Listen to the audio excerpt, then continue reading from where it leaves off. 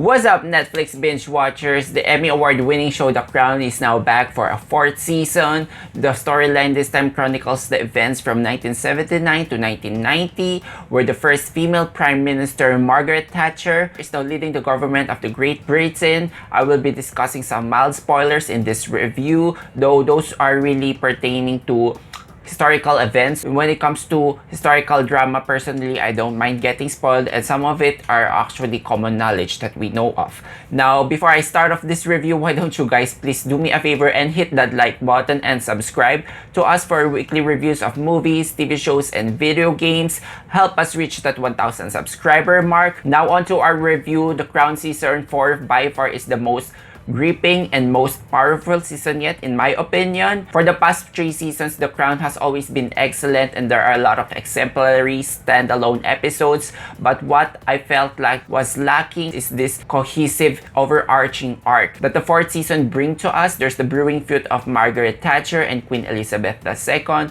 also the marriage of Prince Charles and Princess Diana, but overall this show has been more accessible because the first 3 seasons of The Crown deals on a era on the early reign of Queen Elizabeth II, and for some of us, these are mostly barely recognizable people, and the 4th season has brought into the fold people that we already know. Though personally, I'm not yet born on the 80s, but I already have a faint idea of who these characters are and their backstory, so I guess it feels more resonant that we are talking about people and all the significant events that happened during that timeline that eventually shaped the current status of monarchy today. And also the 80s is such a vibrant decade, whether it comes to music or fashion, that younger generation have already an idea. So that in a way makes this season more accessible. And also it is during the 80s where the royal family has now embraced mainstream media and the public support with the introduction of Princess Diana, who has such been an accessible and darling figure not only for the Great Britain but also for the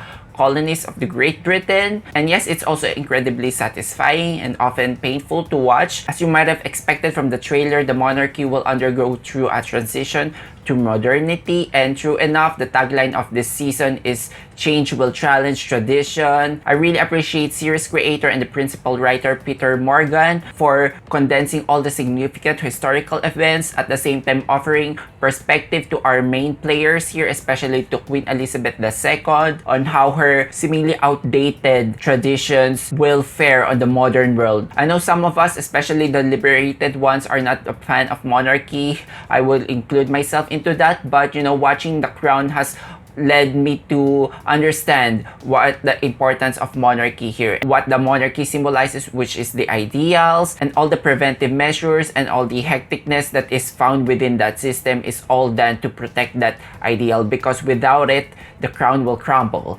Now, let's talk about the main arc of the star of the show, of course, Queen Elizabeth II, once again played by Olivia Colman. Now, this is the 2nd season that she plays the role, and she has always done an excellent job. Starting season 3, Queen Elizabeth has taken a back seat on serving some of the storylines here, and what is needed from Olivia Colman is delivering that nuance, and she does it so impeccably. One of the criticisms of Queen Elizabeth II in the past seasons is her suitability of emotions. Season 3, episode 3, where there's a tragic accident that happened on Aberfan. It's a small mining town in Wales where the whole town has been covered by raging coal, and in that the Queen is being questioned again whether royal detachment is something that they have to maintain in times of tragedies like this. And as we went on to the 4th season, the show has stopped on painting her as a faultless heroine. She does some blunders and some errors, some lapses on her judgment. You will find the Queen butting heads against Prime Minister Margaret Thatcher. The show criticizes the Queen for her ignorance, her rigid devotion to these traditions, how the royal family over time has seemed to be out of touch of the modern world.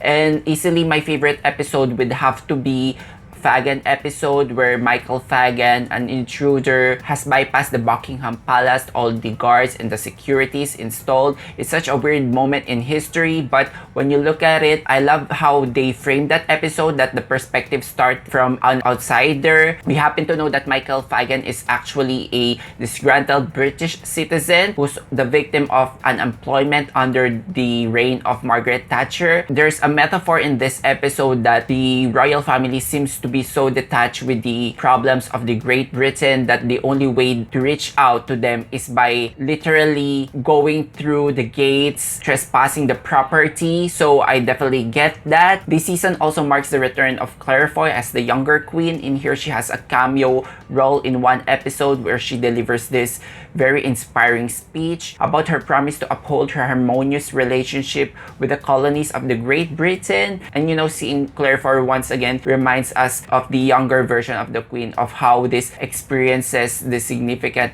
events that happened through seasons 1 to 4 has shaped her perspective. It's such a callback of the whole character development for our queen here. Not to mention that monologue scene features an awesome tracking shot of the colonies of the Great Britain from Vietnam to South Africa. Now moving on to Margaret Thatcher, played by Gillian Anderson. She's a former Conservative Party leader turned into the first female Prime Minister of the Great Britain. What I like best about The Crown is when the show starts to look outward on the perspective of other people other than the royal family. So in here, early on, we get to see the differences between Margaret Thatcher and Queen Elizabeth II, putting those characters side by side. The show is really quick to see the rift in their beliefs, in their tradition. You see Margaret Thatcher here is more of a plain and straightforward person, and to see her trying to acclimate into the royal family in episode 2 called the Balmoral Test, and she and her husband has been invited on the Balmoral Castle to spend the weekend with the royal family. So it's funny to see her and her husband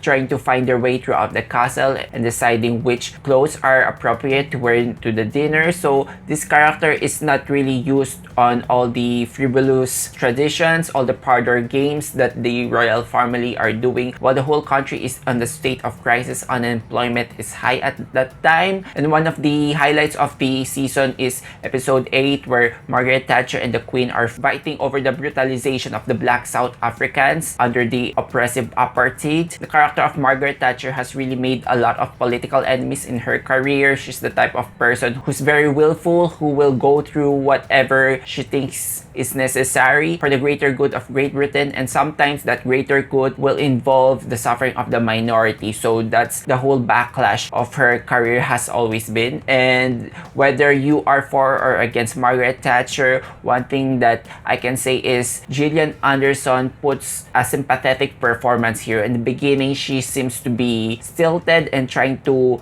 ease on the mannerisms of Thatcher, but once you get her rhythm, nothing of her performance fell short of being masterful. She definitely has a strong contention here for the Emmy Award, and I also love the conversations she had with the Queen, in particular in a scene where she says something about her father bequeathing her no royal titles, just grit and determination. It's such a powerful monologue that puts us on the perspective of Margaret, how she won't really stand being accused of being against the poor, where she herself has been part of that community ever since she was born, that she has a job to do in her term in the office, and she won't be bothered by all this political backlash for the most part. It's also empowering to see her back at home doing her wife duties, whether it's cooking or entertaining guests, after a long day of discussing and arguing against her cabinet members, which are all male, and dealing all the public hate. I think this is a very much fair depiction of Margaret Thatcher. Also on episode 4, Queen Elizabeth is taken aback how Margaret Thatcher is able to casually say who her favorite child is, and it's one of the funniest episodes for me because we spend most of that episode Thatcher and the Queen doing separate things. Margaret Thatcher trying to reclaim the Falklands from the Argentinians. On the other hand, we have here the Queen awkwardly trying to reconnect with her children who have their own lives now. You see, there's another irony that I found here, how the Queen is able to charm the global leaders of the Commonwealth, but she finds herself struggling and realizing the true situation of her children. And that, in a way, the show tells us that Queen Elizabeth II has her shortcomings as being a queen and also becoming a mother. I think this is the most brutal season yet for the Queen, but to put her on a human level that's capable of doing mistakes and having lapses of judgment is the thing that we need for us to understand this who this figure is. The themes of duty versus love is also apparent here, same with the previous seasons. While the dilemma of Princess Margaret and her lover Peter Townsend didn't really resonated much for me, the failing marriage of Princess Diana and Prince Charles is something that I find really compelling. The character arc for Prince Charles here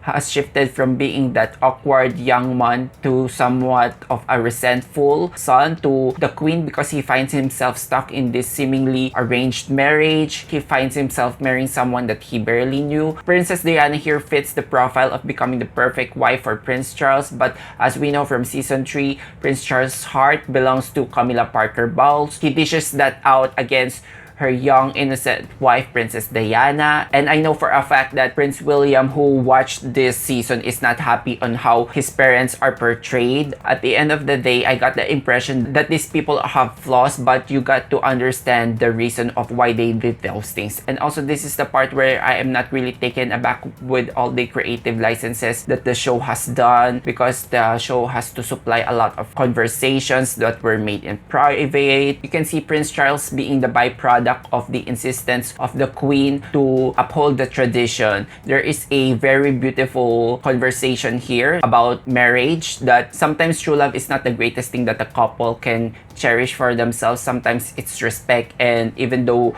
those two people barely know each other, when they have respect for each other, that tiny little seed can really grow into love, which is really admirable in theory. But we know that Prince Charles has only eyes for Camilla, so there the determination and the persistence that worked on the marriage of Queen Elizabeth and Prince Philip is not applicable to Prince Charles and Princess Diana, because Prince Charles has no feelings from Princess Diana to begin with. And even though at some point they seem to have fallen in love with each other, Prince Charles will still continue to pursue her true love, which is Camilla. I understood what side these characters are coming from. I view them as flawed humans and not necessarily as antagonists of each other.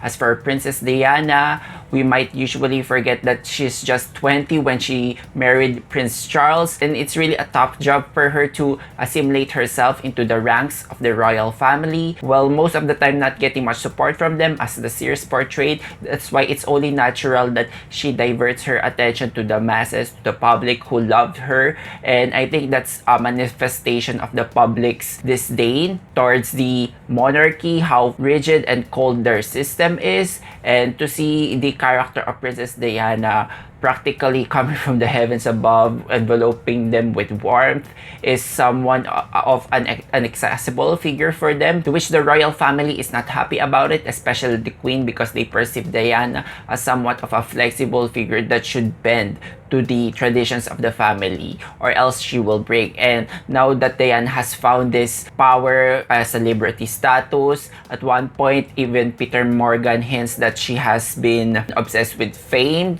at times, but the show never really painted this beloved tragic character as a villain. Standing side by side with Queen Elizabeth, you can see that the Princess Diana here is a lost soul. She's looking for a mother figure, and when she tries to seek for the support of the queen, all she gets is a cold shrug. Especially the episode 3, the fairy tale episode, which marks the engagement of Prince Charles and Princess Diana. This episode tells how their marriage came into life, and it's anything but fairy tale, and I like that the series doesn't show a total reenactment of the royal wedding. It's already sufficient that we see the dress of Princess Diana. It's another episode filled with ironies. All her friends think that she's having the time of her life, living in that huge castle, but all the while she's not given much attention. She's being neglected by her future husband. She starts developing eating disorders like bulimia as a way of coping mechanism to all the lack of affection that she is wanting from the royal family. Corrin here, who plays the tragic figure, has such a magnetic screen presence.